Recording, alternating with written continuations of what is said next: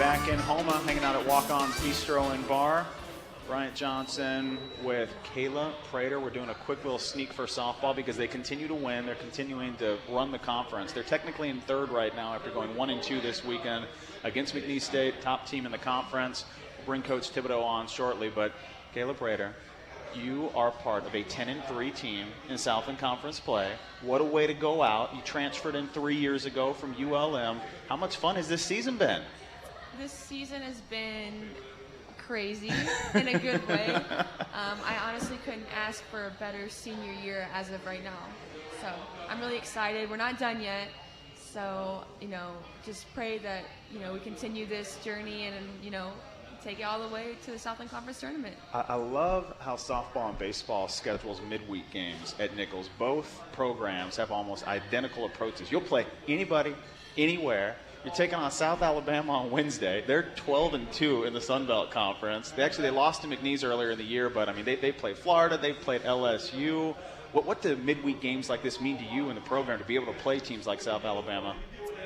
Being able to play teams like South Alabama is, I think it's awesome, actually. Like, it's a chance for us to get better as a team, competing with, teams that are, haven't lost a lot of games. So it's nice, to step our game up. And, sometimes we would surprise teams, like South Alabama when we come and compete and play. So I'm really excited. Well, it's funny. We've got LSU and Kentucky on the SEC network right now, and LSU and Nichols played an incredible game about 3 weeks ago. That's a two-run, low-scoring game.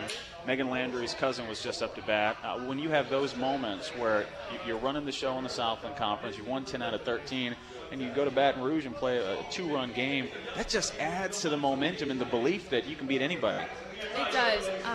Being able to complete with the SEC team, when we lose like that, which, by 2 runs is, quite honestly, it was a 4-hit game. And it was close. And being able to compete with teams like that is just unforgettable for me. I mean, even though, we lost, but it's more than that. We're getting better as a team.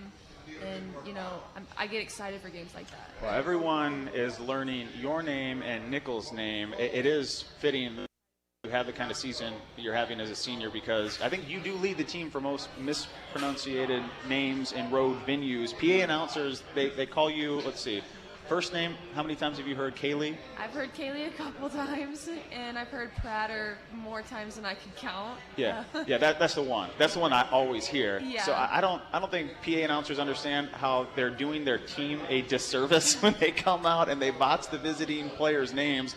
I mean, it doesn't change your approach and how interested you are in winning, but you kind of sit there and go, okay, well, you're going to remember how to say it after I'm done playing this weekend. Yeah, I just laugh just because, if anything, it kind of relaxes me, I guess, because I'm just like, wow, my name's not that hard. So, but I don't mind it. I just find it funny. And then like you said, once we beat them, it's like, now you know our name. Exactly. Now say our name right. It's been such a storied career for you.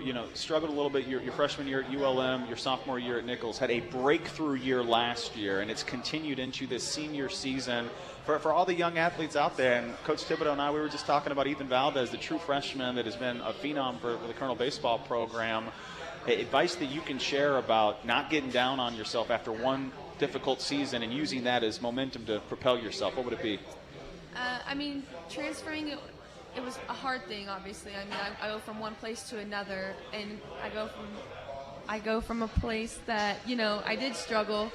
But coming here, I think, was the best decision I've ever made. And not getting down on yourself is super important because, you have so much more to accomplish. Yeah. If you get down on yourself, then you really don't have much, you don't have any push, you don't have any drive. And I look at it as I didn't do so hot, but I'm going to get better, and I'm going to do what I can to, help lead this team and do whatever I can to, get better and help this team and make this season a really good one, each and every season. Watch out, South Alabama. This is going to be a showdown on Wednesday. Even dismissing the 2 losses this week, they were close games. You're talking about 3-1 for the loss. You get a 2-0 win. You sweep Corpus Christi. You sweep Central Arkansas at home. Momentum back on your side. Next month of the year, looking at the Southland Conference Tournament, it's still game by game, but what are the ambitions? What are the goals being discussed in the locker room?